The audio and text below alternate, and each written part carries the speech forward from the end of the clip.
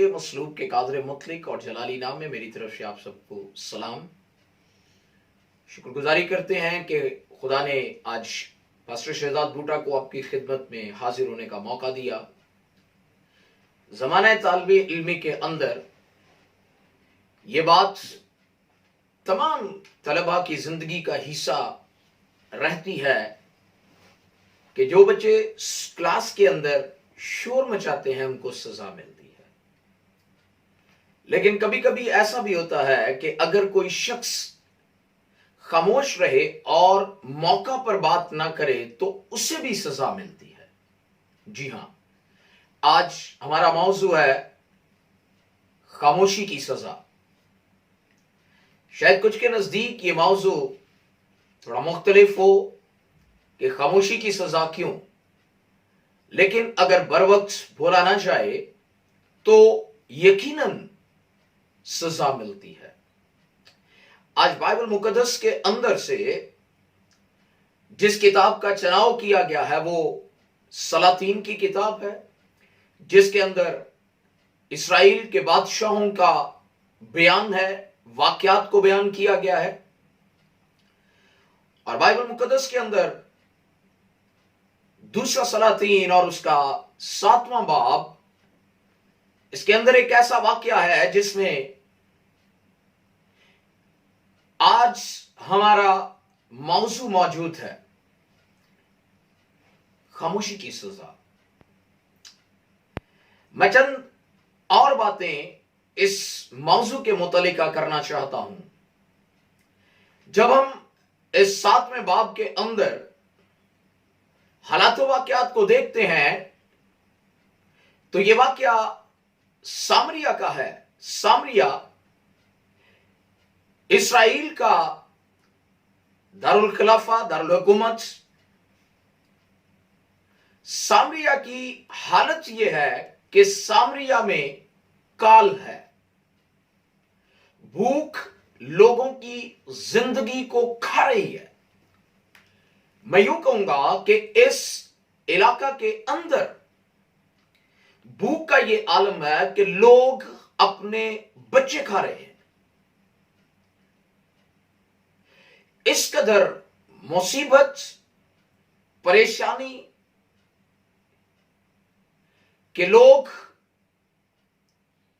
بڑی تیزی کے ساتھ موت کی حالت کے اندر جا رہے ہیں۔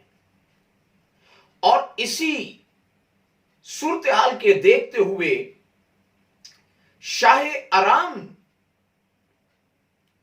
اس نے سامریہ کا محاصرہ کر لیا۔ الیشا نبی کے زمانے کا یہ واقعہ جس کے اندر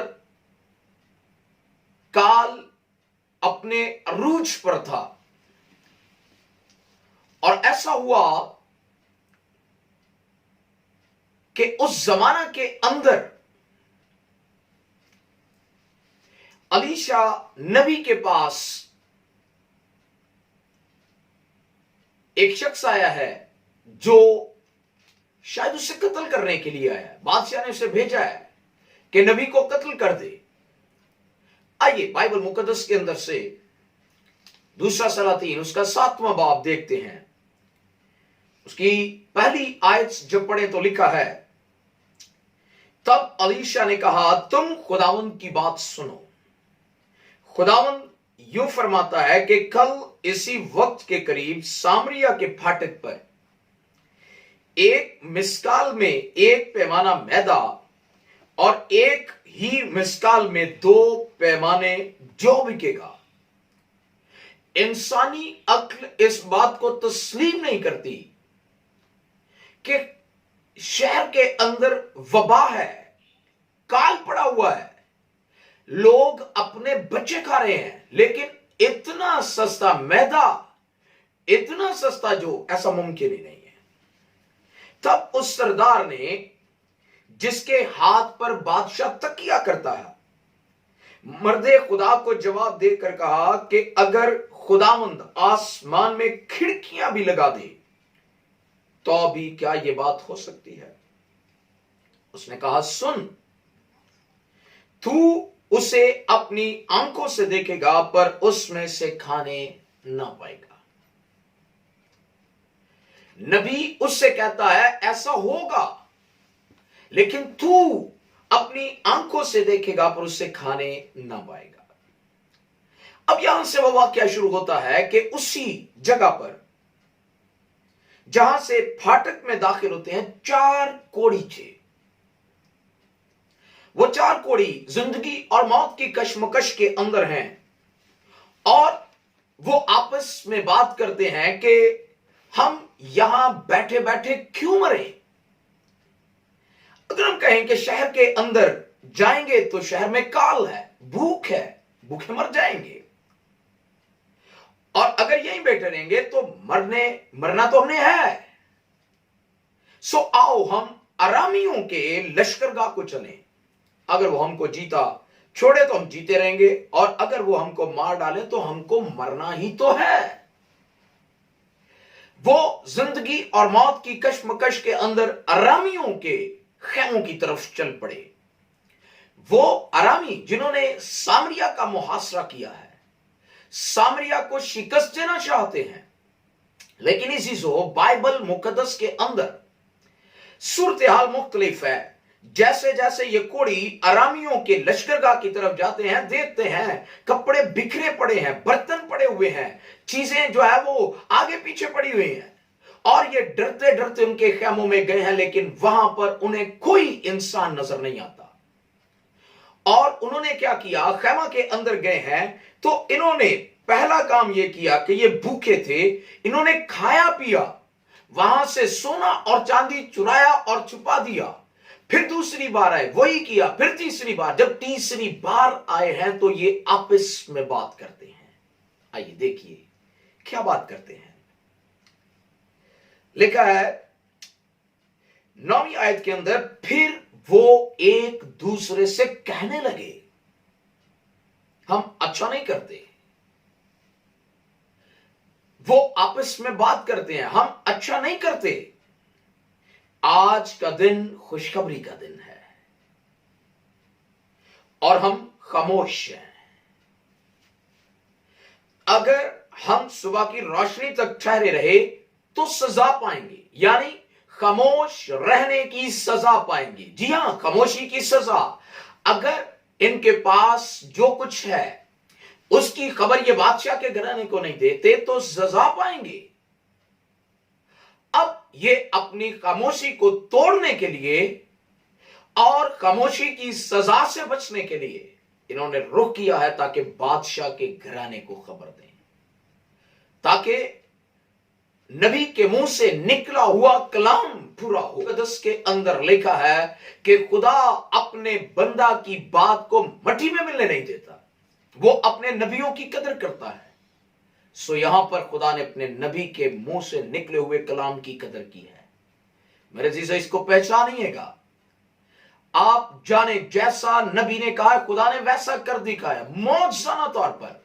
और ये 4 कोढ़ी खुशखबरी लेके बादशाह के घराने के पास गए हैं और ये जानते हैं कि अगर हम सुबह तक खामोश रहेंगे तो सजा पाएंगे।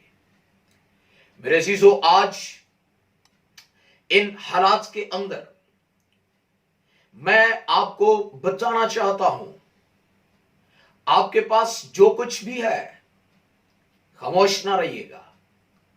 अगर आप खामोश रहेंगे तो सजा पाएंगे।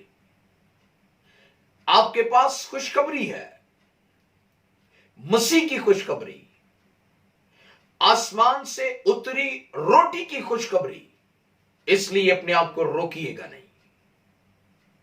मसीह आपके पास है, वसीयत ईमानदार। आइए आगे बढ़े और बादशाह के घराने को खबर दें। उन सबको जो ना उम्मीदी के अंदर हैं, उन सबको जो पस्तहाल हैं, जिनके पास कोई उम्मीद नहीं है, आप उनकी उम्मीद हैं। आपके पास जो कुछ ऐसे बांटना शुरू करें। आइए उन मुसीबत ज़दा को अपने पास से देना शुरू कर दें। खुदा आपको बढ़ाना शुरू कर देगा। कोढ़ी भूल गए कि हम कोढ़ी हैं, शहर में गए तो सजा पाएंगे, क्योंकि इनकी बीमारी अब इन्हें वैसी नहीं लगती जैसी बड़ी खबर इनके पास है। आपके पास अच्छी खबर है, इसलिए खामोश ना रहें। अगर खामोश रहेंगे तो सजा पाएंगे। मेरे अजीजों, आइए, आज जरूरत है मसीह की खबर देने की, इस खबर को बांटने की, खुशखबरी को तकसीम करने की। और अगर आज आप और मैं रुक गए तो यकीनन सजा पाएंगे। खुदा मुसीबत ज़दा के लिए कहीं ना कहीं से कुछ ना कुछ फराहम कर देगा, लेकिन अगर हमने जो कुछ हमारे पास है इससे रोके रखा तो यकीनन सजा पाएंगे। मैं आज आपके सामने इल्तमास करता हूं, आइए आगे बढ़े और जो कुछ हमारे पास है उसे बांटना शुरू कर दें। अपने रुपए पैसे से दूसरों की मदद कीजिएगा, अपनी दुआओं से दूसरों की मदद कीजिएगा, फिजिकली तौर पर जाइए और दूसरों की मदद कीजिएगा और मसीह की खुशखबरी दें, क्योंकि यही हमारे पास सबसे बड़ा एहसासा है। हमें इसे दूसरों के पास लेकर जाना है। आज मेरी आपसे दरख्वास्त है, इस पैगाम के वसीला से आइए तैयार हो जाएं ताकि मसीह की खबर दें, खुशखबरी दें। आज का दिन खुशखबरी का दिन है और अगर खुशखबरी ना फैलाएंगे तो सजा पाएंगे।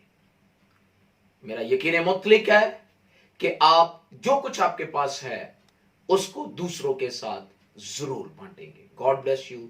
खुदावंद आप सबको बरकत दे। आमीन।